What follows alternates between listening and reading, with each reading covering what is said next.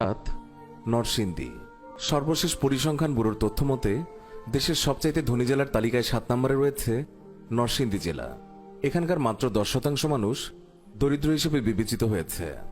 বাকি পুরো 90% মানুষই ধনী ও মধ্যবিত্ত পরিবারের অংশ বলে গণ্য হয়েছে।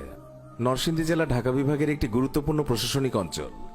এই জেলার আয়তন 1114.20 বর্গ কিলোমিটার। এখানকার মোট জনসংখ্যা প্রায় 20 লাখের কাছাকাছি। প্রাচীনকাল থেকে নরসিংদী অর্থনীতিতে সমৃদ্ধশালী ছিল। তাঁত শিল্প এর প্রধান হাতিয়ার। নরসিংদীর মাধবদী হল কাপড় উৎপাদন করার মূল কেন্দ্র। মাধবদী এলাকায় মানুষের প্রধান ব্যবসা হল কাপড় উৎপাদন করা। যে কোনো ধরনের কাপড় এখানে উৎপাদন করা হয়।